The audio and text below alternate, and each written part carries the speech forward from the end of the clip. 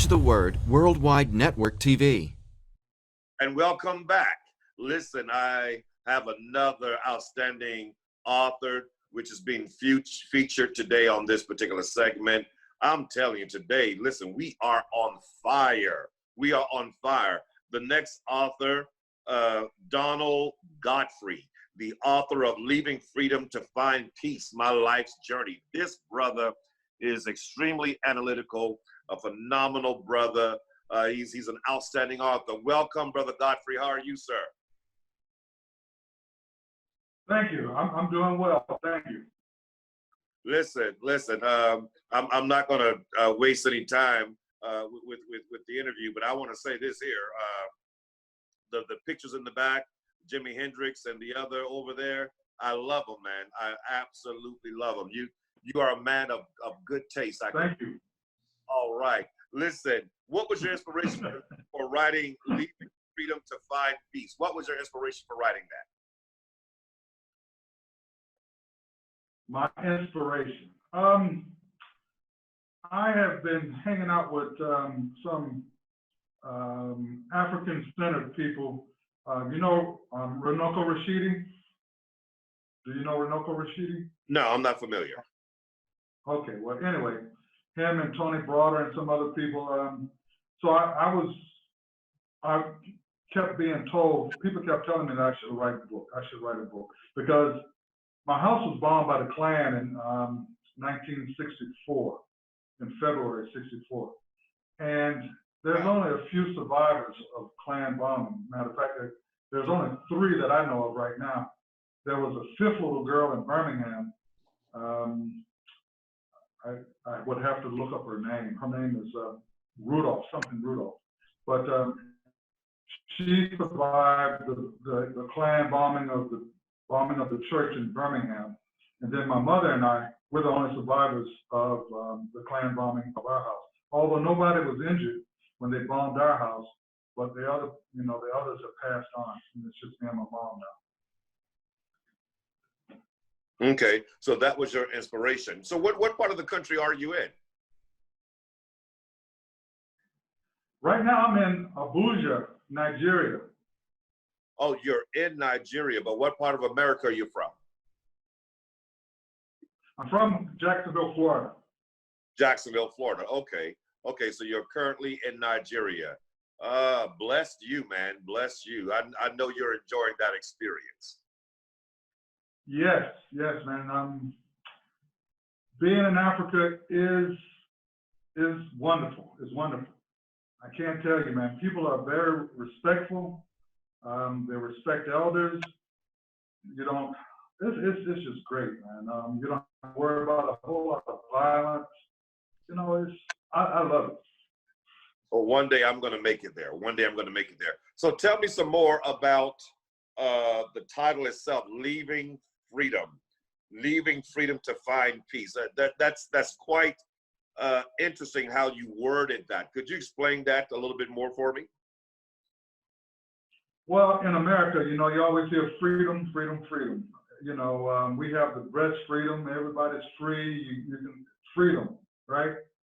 But Black people specifically have no peace in this freedom that they keep talking about. We've been raped, burnt alive, hung, tarred and feathered, quartered. I learned a word called quartered, where they take 4 horses and pull you apart. Yes. Sodomized. Just everything. And it's been going on 500 years. So where's our peace? Where's our justice? So, you're talking about an angry Black man. I was an angry Black man in the United States, and I felt like either I had to get out or something not right was going to happen to me. So I had to get out. So when you speak of freedom, you're referencing America, what America calls freedom. So you needed to leave from the midst of what America called freedom and place yourself in a place of peace, is what you're indicating. Yes, Yes, you were a little broken, but I think I understood the question. Yes, what America calls freedom is not what I envisioned freedom to be. Okay. Okay. So it says my personal life's journey. So you experienced this bombing by the KKK. Was that in Jacksonville, Florida? I was in Jacksonville. I was in the first grade. Yes. Wow. Wow. Interesting. So how long have you been in Nigeria now?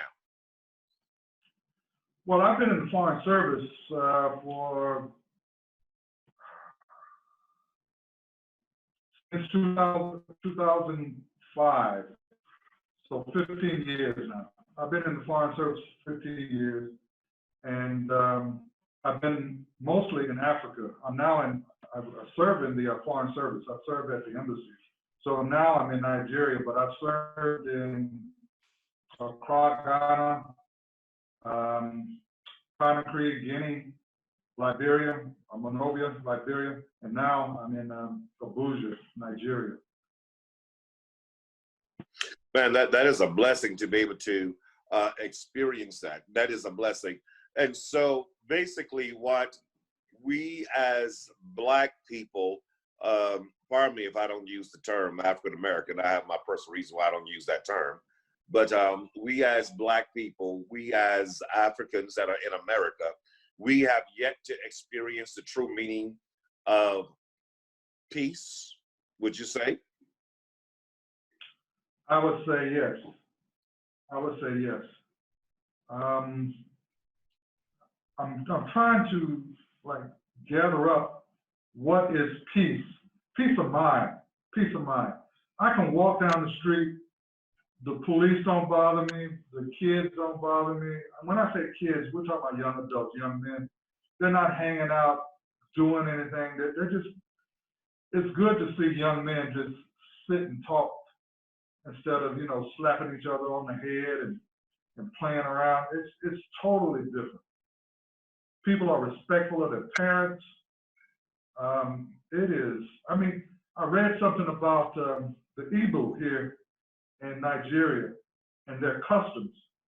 And I'm like, I almost started crying because it is so intricate of how they're brought up, what the expectations are, marriage, the male role, the female role, and all of that has been wiped from our slates.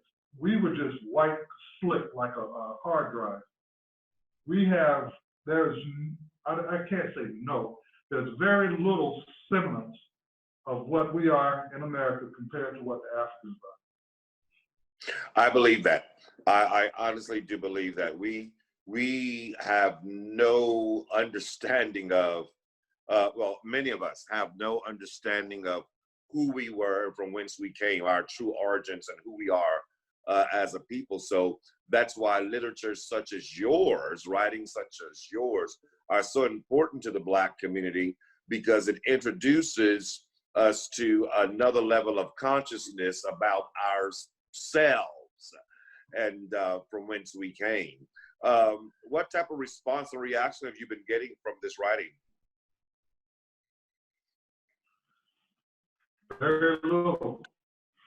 Very, very little. I have friends and relatives that have read the book, and they all give it 5-star, which comes off of Amazon. But I'm assuming you read it, and if you enjoyed it, then that's the response I get. People enjoy it because it's an adventure. It's a journey. It's an awakening. My biggest awakening was the Million Man March. When I went there, and my wife actually talked me into going because I was afraid, man. I'm like, man, a bunch of Black men, there's going to be fighting and, just pushing and shoving and, but that day turned out to be the most peaceful day, and it changed my life. Mm-hmm. Because innately we are peaceful people. We have been cultured into taking on other propensities, what I would say, but that's not a part of who we are originally as a people. Who we are. Go ahead. I agree. It's not who we are. It is so difficult to explain it. It sounds like, when I say stuff, it sounds like I'm putting down Black Americans, but the people here are genuine. They're genuine. They don't play a whole lot of games. You get people who've gone to London, gone to the U.S., and they come back with this attitude, this type of style thing, you know, the hip hop kind of thing. But in general, the people here are just straight people. They're brought up to do certain things with the ethnic group. Everybody has responsibility to their family. And it is just so different. How's your wife, Winifred, enjoying it? Is Winifred correct? She loves it. Winifred, yeah, she loves it. She loves it. If you read in the book, she's very spiritual. And she thought, well, I thought that she was like crazy because, but she could always tell you either what was going to happen or how I want to put it. When she was young in Jamaica, they used to call her a witch, and she had to leave because she could always tell if something happened. She could tell if something was going to happen. She would see spirits. She would talk to spirits. So, you know, when I met her, she tried to suppress it. She didn't want to do this thing, and she said she would hear voices in her head. So now, you know, we're talking about somebody who's schizophrenic, right? That's what they call it, schizophrenia. But when we got to Ghana and we started to meet people that were spiritual, she began to discover who she was or who she is and began to embrace it because she had been trying to suppress it all these years because it's outside of the norm of what we call the norm. What we call norm, what we told normal is. Right. But when a person is spiritual and they can't help it, it's not something that they went out and got and brought back. They were born with it. Exactly. And you're trying to knock it out of them, beat it out of them. Exactly. So, you know, she loves it. She loves it. People come to her now that she's been practicing. They come to her, they call her from Jamaica, they call her from the US, they call her from Europe. They come to the house and she's enjoying it. She's enjoying life because now she's doing something. That's a beautiful thing, brother. Exactly. We just have a few seconds left. Where can we find your book? Okay. You can find it on Amazon. You can find it on Borders. You can find it on Barnes and Noble. No, I think Borders is closed. Books A Million. Those places. Okay. Well, thank you so much for joining us. You are a phenomenal author. It is so much more to you and so much more to this book. We cannot put it all in 15 minutes, okay? So I'm encouraging our viewers to go out and purchase this phenomenal piece of literature. Thank you all for joining us. Stay tuned, and we look forward to seeing you all next week on Books of the Month for some more phenomenal, outstanding authors. God bless you. Thank you, Brother Godfrey, for joining us, all right?